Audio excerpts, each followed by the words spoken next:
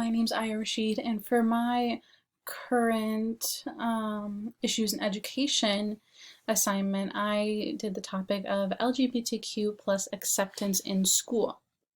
So first we're going to start with the overview and the background. So any student that is a part of the LGBTQ plus community can tell you the first time they've ever experienced discrimination toward them for simply being themselves. This is a problem that has been around for a while, but it seems like it just continues to get worse rather than better. All around the world, children that are a part of the community are treated like garbage. In a study done back in 2021, LGBTQ plus students were found to be at a higher risk of bullying, chronic sadness, and thoughts of suicide. According to an article posted by Human Rights Watch, a mother of a child who is a part of the community said the hostile environment that kids experience at school is, quote, like walking through a hailstorm. Schools need to do better. Over the years, there have been many policies in schools put into place that are against the community. These are one of the many challenges that students in the community face at school. I want to try and show you what it's like being a student that's a part of the community at school. I want you to see what it's like from their point of view. And in this chart, you can see discrimination faced by queer students in schools. And I just want to take a moment so you can read everything in this chart. I remember when I was doing research for this and I found this chart, I was shocked, but also not shocked by what is in this chart because I have seen the hate that queer students go through, and they definitely don't deserve it. They never deserve it, nor will they ever deserve the hate and discrimination that they face on pretty much a daily basis. Point of view, a queer student. Jessica, who identifies as a lesbian, attends school in suburban California. She believes that her school has resources, but they're not advertised, which means that no one really knows about them. According to Jessica, it's a typical suburban California problem. She acknowledges that this isn't the situation for everyone.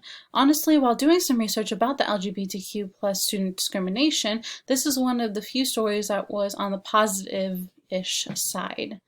There's a lot of work that goes into creating a safe environment for the community at school. Many students reach out to prior teachers after they've already graduated and create a gay-straight alliance, GSA. This is a club that is formed across schools for those that are part of the community to come together and feel safe with one another.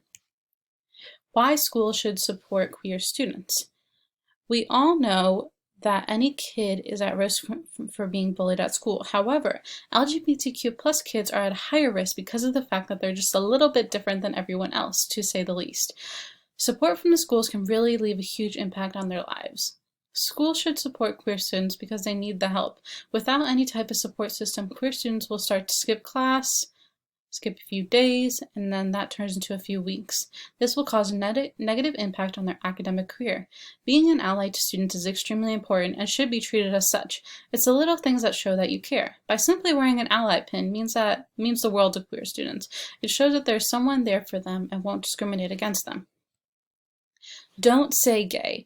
There are many governors that are a part of the system that have made it clear that they're, quote, against the community. Earlier this year, the Florida government approved the Don't Say Gay bill. As you can tell from the name, this is an anti-LGBTQ plus bill. The bill reads, classroom instruction by school personnel or third parties on sexual orientation or gender identity may not occur in kindergarten through grade 3 or in a manner that is not age appropriate or developmentally appropriate for students in accordance with state standards. As a queer person, this hurts that this law was put into place, and I'm so sorry to all the queers in Florida. My point of view. As stated in the last slide, I am a queer person. I identify as bisexual and gender fluid. While I was never out when I was in high school, I still got discriminated against for being an ally. I was told for years that I shouldn't be friends with, quote, those weirdos. I would question everyone and anyone that would say such things, and I would never go down without a fight. No one deserves to be discriminated against for simply being themselves.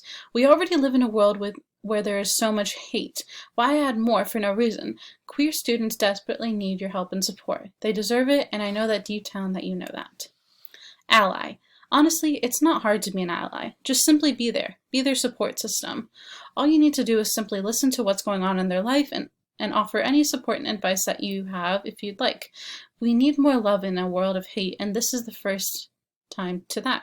Being an ally is extremely important. They play a huge impact in this community and queer people's lives.